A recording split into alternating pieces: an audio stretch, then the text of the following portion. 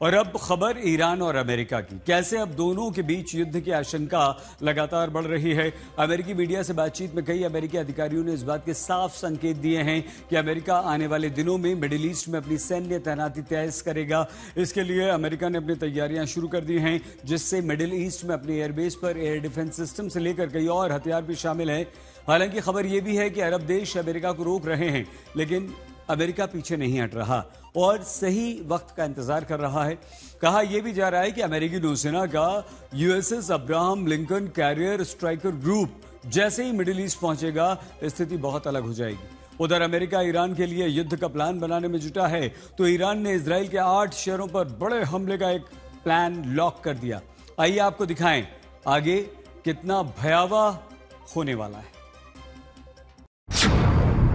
Iran के लिए Donald Trump का प्लान तैयार है।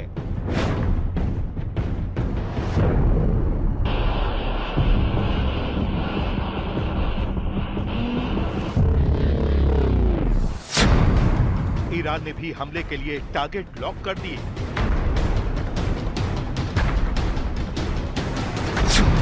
अमेरिकी युद्धपोत मिडिल ईस्ट पहुंचेगा, युद्ध छिड़ेगा।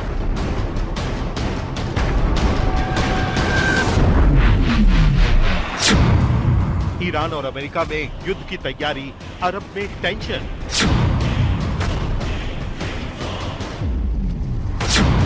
खामेनेई और डोनाल्ड ट्रंप की जिद एक और युद्ध करवाएगी। रूस यूक्रेन युद्ध अभी रुका नहीं है। ईरान और इजराइल के बीच जंग तो रुक गई, लेकिन तनातनी खत्म नहीं हुई।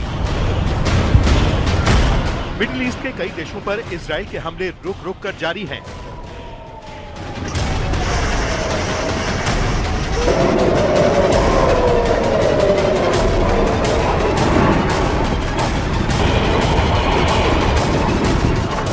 और अब ईरान और अमेरिका के बीच युद्ध की तैयारियां तेज हो रही हैं। ऐसे में मिडिल ईस्ट के 57 देशों से लेकर दुनिया के कई और मुल्कों में हलचल मचनी शुरू हो गई है। जब डोनाल्ड ट्रंप ईरान को अपनी ताकत दिखा रहे हैं, तो इस बीच रूस के राष्ट्रपति पुतिन ने इजराइल के प्रधानमंत्री बेंजामिन नेतन्याहू और ईरान के राष्ट्रपति मसूद पेजेश्कियन से फोन पर बात की है। अब इस बातचीत के कई मतलब निकाले जा रहे हैं। क्या पुतिन इजराइल के जरिए अमेरिका को ये मैसेज देना चाहते हैं कि अगर ईरान पर हमला हुआ तो वो उनके साथ खड़े हैं, या फिर पुतिन इजराइल के जरिए ईरान और अमेरिका के बीच युद्ध न हो इसका रास्ता टटोल रहे हैं। लेकिन ईरान को लेकर ट्रंप जिद पर अड़े हैं। संयुक्त राष्ट्र में अमेरिका के राजदूत माइक वॉल्ट्ज ने सुरक्षा परिषद में ईरान को 2 टूक शब्दों में चेतावनी दी है। उन्होंने कहा, राष्ट्रपति ट्रंप एक्शन में यकीन रखने वाले इंसान हैं, बातों में नहीं। यानी मैसेज क्लियर है, ईरान के लिए डोनाल्ड ट्रंप का प्लान तैयार है। सूत्रों की माने तो एक अमेरिकी अधिकारी ने जोर देकर कहा है कि अगर राष्ट्रपति डोनाल्ड ट्रंप ईरान के खिलाफ मिलिट्री कार्रवाई को मंजूरी देते हैं, तो ये पूरी तरह से बचाव के बजाय पूरी तरह से हमला करने की नियत होगी। और इसी कड़ी में अमेरिकी युद्धपोत USS Abraham Lincoln carrier strike group South China Sea से मिडिल ईस्ट की ओर बढ़ रहा है, जिसके 18 जनवरी 2026 तक पहुंचने की उम्मीद है। जानकारों की माने तो अमेरिका मिडिल ईस्ट में और ज्यादा सैन्य तैनाती में जुटा हुआ है। अमेरिका को युद्धपोत और बड़े एयर विंग की तैनाती का इंतजार है। उसके बाद अमेरिका ईरान सरकार को खत्म करने के लिए बड़े हमले शुरू कर सकता है।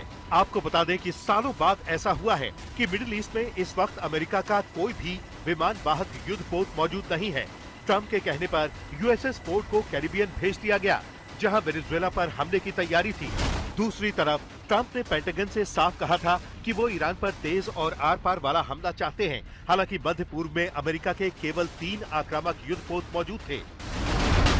14 जनवरी तक अमेरिकी युद्धपोत यूएसएस फोर्ड कैरिबियन में था, तो यूएसएस अब्राहम लिंकन और यूएसएस जॉर्ज वॉशिंगटन दक्षिण चीन सागर में। यूएसएस अब्राहम लिंकन अमेरिका के कैरियर स्ट्राइक ग्रुप 3 यानी CSG-3 का हिस्सा है, जिसमें एक न्यूक्लियर पावर्ड एयरक्राफ्ट कैरियर के साथ कई युद्धपोत और पनडुब्बियां शामिल होती हैं। किसी भी युद्धपोत को ईरान के करीब पहुंचने में 1 हफ्ते का समय लगेगा। ईरान के परमाणु ठिकानों पर बमबारी के बाद अमेरिका ने एंटी मिसाइल सिस्टम भी मिडिल ईस्ट से निकाल लिए थे। वो भी अब वापस लौटेंगे, ताकि अमेरिकी अड्डों और सहयोगियों को ईरानी मिसाइलों से सुरक्षित रखा जा सके। अब फॉक्स न्यूज ने कंफर्म किया है कि कम से कम एक एयरक्राफ्ट कैरियर मिडिल ईस्ट की ओर बढ़ रहा है। अमेरिका ईरान के बड़े मिसाइल अड्डे और तेल की रिफाइनरी को निशाना बना सकता है। वहीं ईरान के कुछ बड़े नेता भी शिकार बनाए जा सकते हैं। इजराइल ने ईरान को इसी फॉर्मूले से कमजोर किया है, लेकिन ईरान की ओर से धमकियां लगातार बढ़ती जा रही हैं। ईरान जानता है कि अमेरिका उस पर हमला करेगा। वहीं जानकारों के मुताबिक राष्ट्रपति ट्रंप पहले ही फैसला ले चुके हैं और हमला जरूर होगा, भले ही इसमें कुछ दिनों की देरी हो जाए। दूसरी तरफ ईरानी इंटेलिजेंस का दावा है कि IRGC ने इजराइल के अंदर इजरायली एयरफोर्स के सभी 8 बेस और मिलिट्री ठिकानों को निशाना बनाने के लिए अपनी हाइपरसोनिक मिसाइलें तैनात कर दी हैं। स्पीड और चालाकी के कारण इन्हें रोकना मुश्किल होता है। इसी से निपटने की तैयारी अमेरिका कर रहा है। इस वक्त ईरान के पलटवार से सऊदी अरब, ओमान और कतर डरे हुए हैं।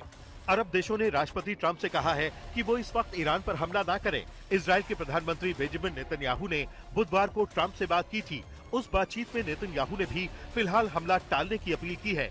वहीं सऊदी अरब ने ईरान को भरोसा दिलाया कि उसके एयर स्पेस का इस्तेमाल किसी भी मिलिट्री हमले के लिए नहीं किया जाएगा। इस बीच ईरान ने धमकी दी है कि इस बार जून की तरह हमला हुआ तो सीज फायर की कोई सुनवाई नहीं होगी। ऐसे आसार हैं कि ईरान पर अमेरिका का हमला कुछ दिनों या एक हफ्ते के लिए टाला जा सकता है।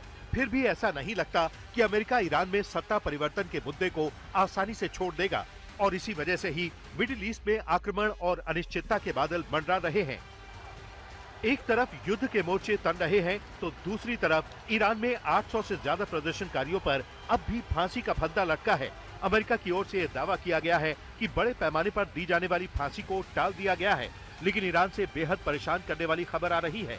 ऐसे समय में जब ईरान के शहरों में अब भी प्रदर्शन जारी है, ये आखिरी लड़ाई है के नारे के साथ ईरान के बड़े शहरों में विरोध प्रदर्शन शुरू हो गए हैं।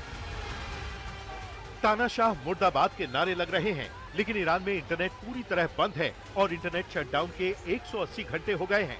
इतना लंबा इंटरनेट ब्लैकआउट नवंबर 2019 में भी नहीं हुआ था और उस वक्त इंटरनेट दोबारा चालू होने के बाद ये पता चला था कि ईरानी सरकार ने प्रदर्शनकारियों के खिलाफ कितने बड़े पैमाने पर खूनी दमन चक्र चलाया था। हालांकि राष्ट्रपति ट्रंप और व्हाइट हाउस की प्रवक्ता ये दावा कर रही हैं कि ईरान ने ट्रंप की चेतावनी के बाद फांसी टाल दी है। दूसरी तरफ ईरान के प्रतिनिधि ने आरोप लगाया कि अमेरिका और इजराइल ने अपने लोगों की घुसपैठ के जरिए ईरान में आम लोगों और सुरक्षा बलों का कत्ल करवाया है। इसका जवाब यूएन में अमेरिका के राजदूत ने दिया है। ईरान और अमेरिका के बीच सीधी जंग से पहले आरोपों का दौर जारी है। ये माना जा रहा है कि हफ्ते या 10 दिन में ईरान पर बड़ा हमला होने वाला है और फिलहाल उस बड़े तूफान से पहले की शांति है। आज तक ब्यूरो।